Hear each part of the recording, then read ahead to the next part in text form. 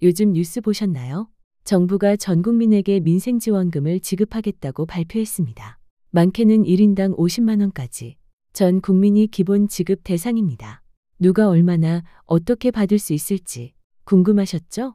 이번 영상에서는 복잡한 내용 다 빼고 딱 핵심만 쉽고 정확하게 정리해드립니다. 정부가 밝힌 35조 원 규모의 추경안, 그 안에 숨겨진 민생지원금의 실체와 우리에게 어떤 혜택이 돌아오는지 10분 안에 전부 알려드릴게요. 끝까지 보시면 정확한 정보와 함께 지급 시기와 준비 방법까지 모두 알 수 있습니다. 이번 민생지원금 정책은 단순한 현금 지원이 아닙니다. 새로 출범한 정부가 가장 먼저 내세운 핵심 과제는 복지 체계의 대전환입니다. 국민이라면 누구나 생애 주기에 따라 의료, 돌봄, 주거, 교육 등 최소한의 서비스를 국가가 책임지는 기본 사회를 만들겠다고 선언했기 때문입니다. 그 첫걸음이 바로 이번 35조 원 규모의 추경안이며 전국민 대상 민생지원금 지급도 그 일환입니다. 이번 정책은 코로나 이후 위축된 소비 심리와 고물가 고금리로 인한 생활고를 극복하기 위한 국가 차원의 종합복지 대책이기도 합니다.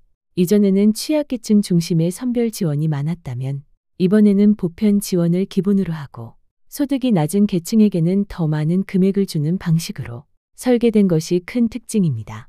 정부는 단순히 한 번 주고 끝나는 재난지원이 아니라 국민이 실질적으로 체감할 수 있는 지속 가능한 복지를 목표로 하고 있습니다. 그 중심에 이번 민생지원금이 있는 것입니다. 이러한 정책 흐름은 앞으로도 계속될 것으로 보이며 국가가 책임지는 복지 체계로의 방향 전환이 이번 추경을 통해 구체적으로 드러난 셈입니다. 이번 민생지원금은 단독으로 추진된 것이 아니라 정부가 마련한 추가경정 예산, 즉 추경안 안에 포함되어 있습니다. 추경안이란 정부가 애초에 세운 예산 외에 새로운 경제 상황이나 위기 발생 시 국회 동의를 거쳐 예산을 추가로 편성하는 것을 말합니다. 이번에는 무려 2차례에 걸쳐 추경안이 편성됐습니다. 1차 추경은 주로 재난 대응이나 긴급한 경기 보완을 위한 예산이었고 2차 추경은 민생 회복을 위한 본격적인 지원책에 초점을 맞췄습니다. 1차 추경은 약 13조 8천억 원, 2차 추경은 약 20조 원으로 예상되며 두 개를 합치면 총 35조 원에 이릅니다. 이는 최근 몇 년 사이 가장 큰 규모의 추경입니다. 이렇게 두 번에 나누어 편성한 이유는 경기 상황과 세수 변동, 그리고 국민의 체감도를 고려해 필요한 시점에 필요한 지원이 신속히 집행되도록 하기 위함입니다. 또한 정치권과의 협의도 고려된 전략입니다. 한 번에 큰 예산을 추진하기보다 단계적으로 추진해 국회와 국민의 신뢰를 얻으려는 의도도 있습니다. 특히 이번 2차 추경에는 전국민 민생지원금뿐만 아니라 지역 경제 활성화, 소비 진작 부채 조정, 복지 강화까지 다양한 정책이 포함되어 있어 단순한 경기 부양을 넘는 국가적 복지 전환의 예산이라 평가받고 있습니다. 이제 다음으로 구체적인 민생지원금 지급 대상과 예산 금액에 대해 알아보겠습니다. 가장 궁금하신 부분일 겁니다. 도대체 누가 얼마를 받게 되는 걸까? 이번에 정부가 발표한 내용을 보면 전 국민을 기본 지급 대상으로 하고 취약계층에게는 더 많은 금액을 주는 방식입니다.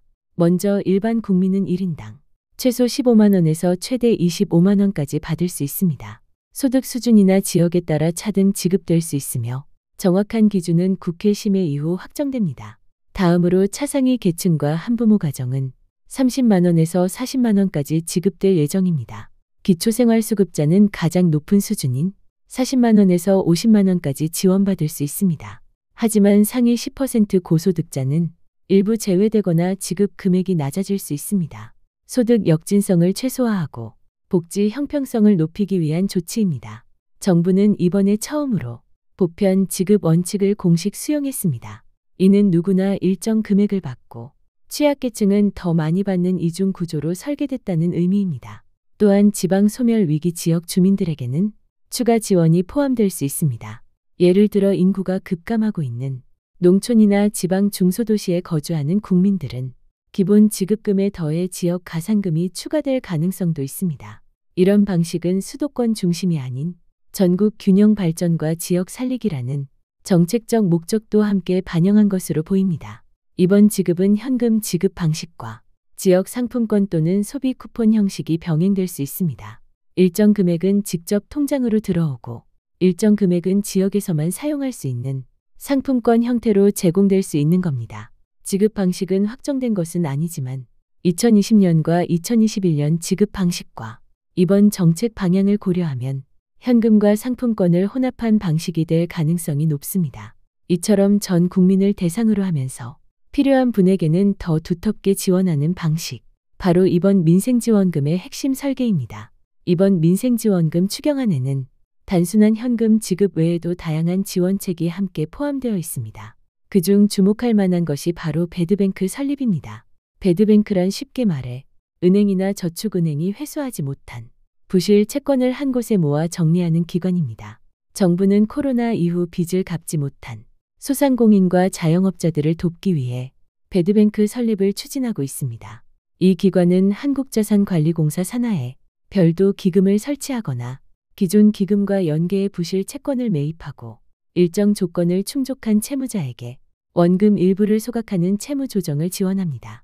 쉽게 말해 갚기 어려운 빚을 덜어주고 재기할 수 있도록 도와주는 구조입니다.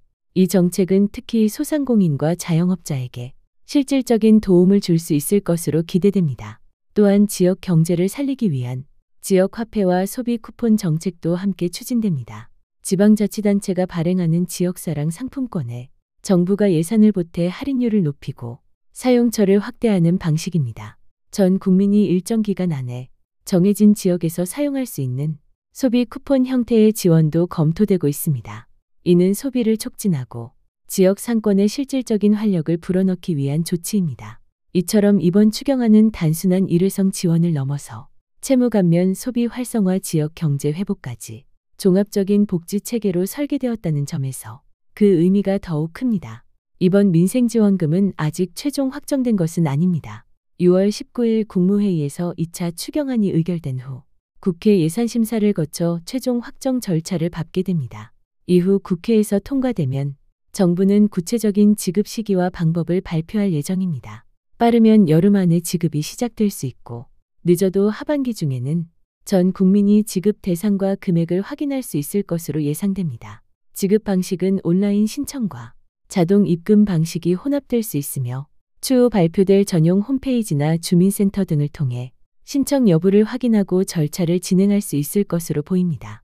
정확한 일정과 방법은 정부의 공식 발표가 나오는 대로 따로 정리해 다시 알려드릴 예정이니 앞으로도 꼭 영상 확인해 주세요. 지금까지 전국민 민생지원금에 대해 핵심 내용을 정리해 드렸습니다. 이번 지원금은 보편 지급과 취약계층 추가 지원이라는 이중 구조로 설계됐고 최대 50만 원까지 지급될 수 있습니다. 지급 방식은 현금과 소비 쿠폰이 혼합될 가능성이 높고 배드뱅크 설립과 지역 화폐 확대 등 다양한 민생 회복 정책도 함께 추진됩니다. 지급 시기와 신청 방법은 국회 통과 이후 정부가 별도로 안내할 예정이며 정확한 정보는 다시 영상으로 정리해드리겠습니다. 오늘 영상이 도움이 되셨다면 구독과 좋아요, 알림 설정 부탁드립니다. 다음 영상에서 또 뵙겠습니다. 시청해주셔서 감사합니다.